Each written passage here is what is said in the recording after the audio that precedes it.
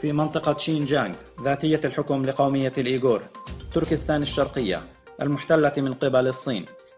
منعت الحكومة الشيوعية الصينية أبناء الإيغور والأقليات الأخرى من الصيام خلال شهر رمضان الماضي، وبدلا من ذلك أجبرت عرقية الهان الصينية المسلمين في 18 من يونيو على الاحتفال بمهرجان قوارب التنين الصيني التقليدي.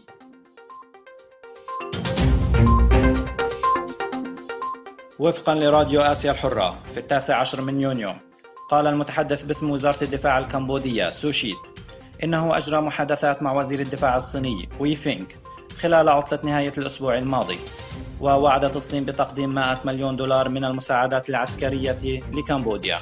واتفق البلدان على إجراء مناورات عسكرية مشتركة تحت اسم جولدن دراغون في العام المقبل، إذ تتمتع العلاقات الصينية الكمبودية بصداقة تقليدية، وتعد الصين من أكبر الحلفاء السياسيين لكمبوديا وتواصل تقديم المساعدات الاقتصادية لها.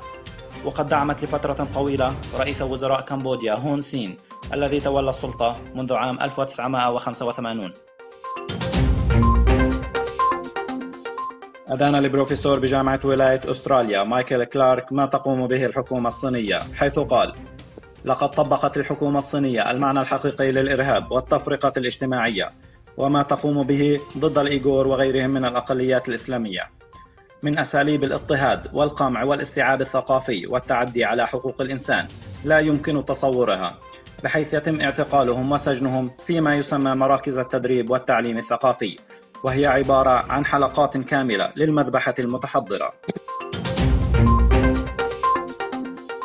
بحسب تقرير صوت أمريكا، أعلنت الولايات المتحدة انسحابها الرسمي من مجلس الأمم المتحدة لحقوق الإنسان، مدعيا أن الوكالة تم دحضها.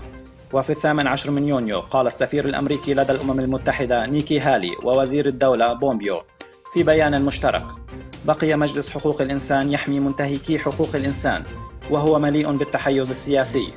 وقالت نيكي هالي: يمكن لأعضاء المجلس الدوس على أبسط الحقوق الأساسية، ويشمل البلدان التي ذكرت في انتهاك حقوق الإنسان: فنزويلا، الصين، كوبا، وجمهورية الكونغو الديمقراطية.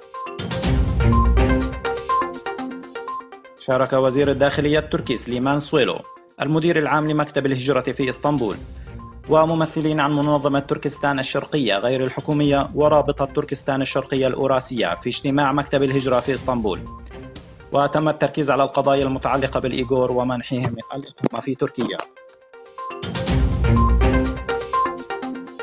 إن تزايد الرسوم الجمركية التي فرضها الرئيس ترامب في الولايات المتحدة ورد الصين بزيادة الرسوم الجمركية على البضائع الأمريكية، بحيث أثارت الحرب التجارية بين البلدين اهتمام السوق العالمي، وتم تشبيه هذه الحرب بكرة من الثلج، بحيث يحفز بعضها البعض ويزيد من وتيرة النمو.